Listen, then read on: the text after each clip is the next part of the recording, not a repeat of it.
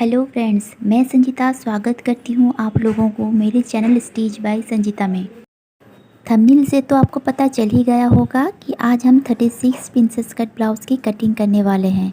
Bast point निकालने का सही तरीका और फॉर्मूला मैं आगे जाके आप लोगों को बताऊंगी। तो चलो वीडियो शुरू करते हैं।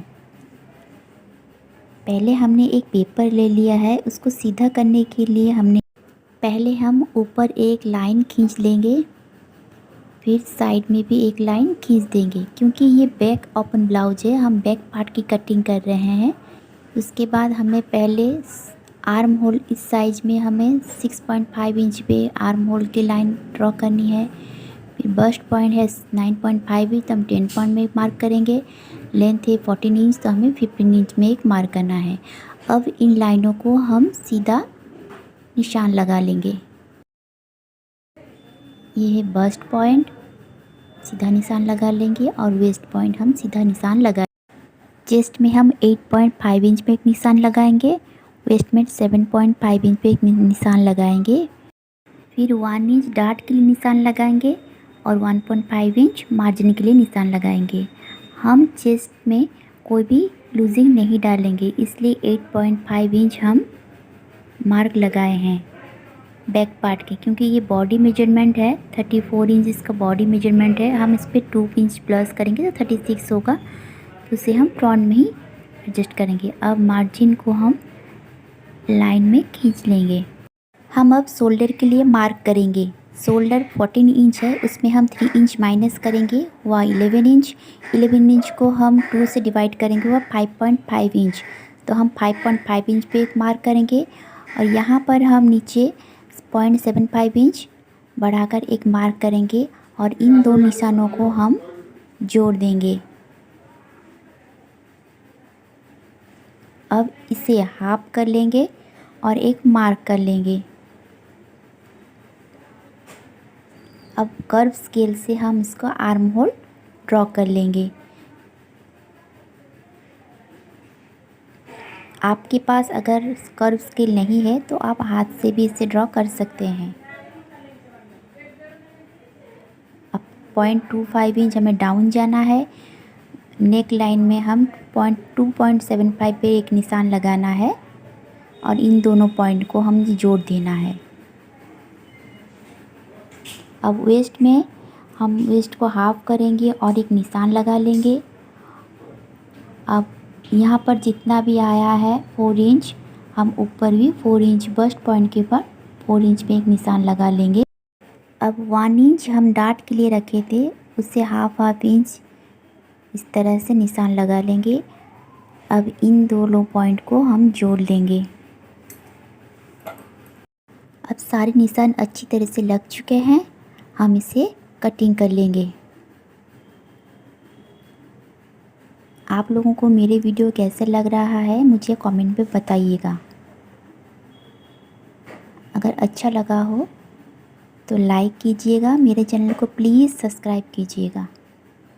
अब हम और एक पेपर लेंगे और मार्जिन को हम बाहर तक की तरफ रख के शोल्डर की मार्क करेंगे, और arm hole as it is mark कर लेंगे इस तरह। अब हमें पेपर को थोड़ी सी आगे की ओर लेके हमें सारे निशान को लगा देना है। मैंने सारे निशान को लगा लिया है। अब इन निशानों को हम लाइन ड्रॉ कर लेंगे इस तरह से।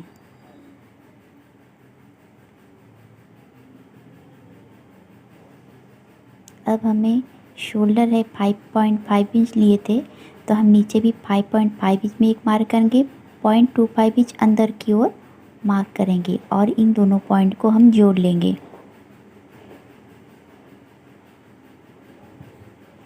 अब कर्व स्केल की मदद से हमें इसे आर्म होल की शेप दे देंगे।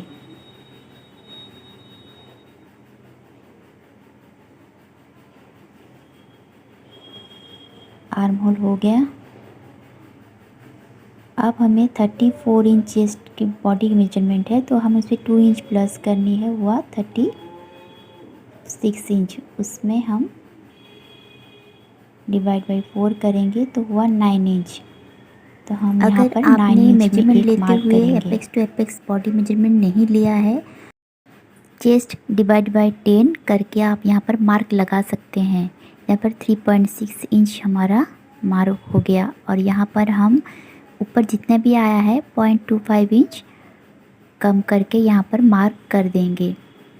अब इन मार्कों को हम आपस में जोड़ लेंगे।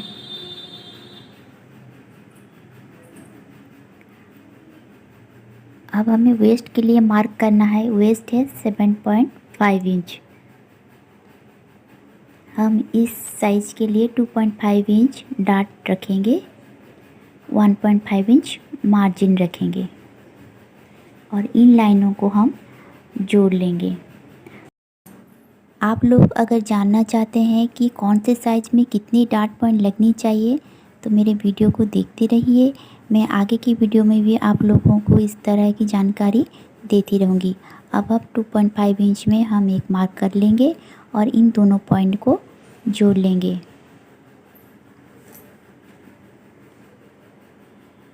अब इन दोनों 2.5 इंच मार्क उसे हम हाफ कर लेंगे, हुआ 1.25 इंच। अब हम वही 1.25 इंच को चेस्ट लाइन के ऊपर रखेंगे और आर्म होल की तरफ जहाँ पर भी 1.25 हुआ वहाँ पर एक मार्क कर लेंगे। अब 1.25 इंच को हाफ करना है। हाफ करने के बाद इसे हम मिडिल में रखेंगे, हाफ इंच इस तरफ और 1.25 इंच पे इस तरफ। टोटल हमारा 1.25 इंच गैप आना चाहिए। अब इन दोनों पॉइंट को हमें जोड़ लेना है।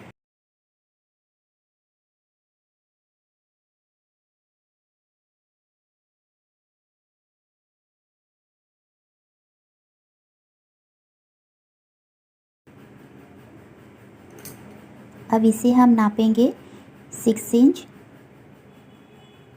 और ये लाइन पर भी हम देखिए 6 इंच और इस लाइन पर भी हमें 6 इंच चाहिए।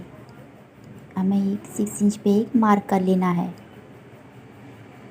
अब आर्म होल की तरफ हमें हाफ इंच डाउन जाना है। ये सभी साइज़ के लिए कंपलसरी है। अब यहाँ पर एक मार्क कर लेंगे।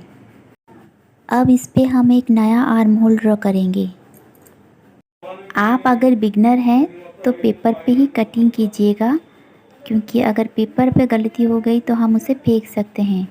अब प्रिंसेस कट की कटिंग करने के लिए हमें स्केल को इस तरह रखना है और ये बस्ट पॉइंट को मिलाकर हमें स्केल को रखना है और हाफ सर्कल ड्रॉ कर लेना है। अब स्केल को इस तरह भी रख सकते हैं और एक तरीका मैं आपको बताऊंगी। इन दोनों को हाफ कर लेना है, यहाँ पर एक निशान देना है। अब इन दो पॉइंट के बीच में भी हमें एक निशान लगाना है। इन दोनों पॉइंट को भी हाफ करके निशान लगाना है। अब यहाँ हमें 0.5 इंच बाहर की तरफ जाना है और नीचे ऊपर सीधा मिला लेना है। अब यहाँ पर हमें 0.25 इंच जाना है। अब इन निशानों को हमें हाथ से इस तरह मिला देना है। अब इस प्रिंसेस कट को हमें मिला लेना है। अब स्केल की मदद से हमें प्रिंसेस कट की शेप देना है।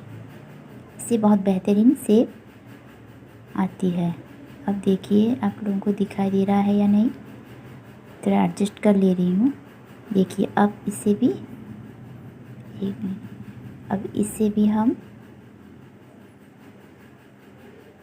भी हम ड्रॉ कर लेंगे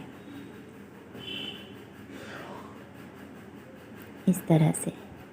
अब प्रिंसेस कट बन के रेडी हो गया है। आप चाहें तो इसमें हाथ से भी थोड़ा थोड़ा सा शेप दे सकते हैं, थोड़ा सा शेप दे सकते हैं।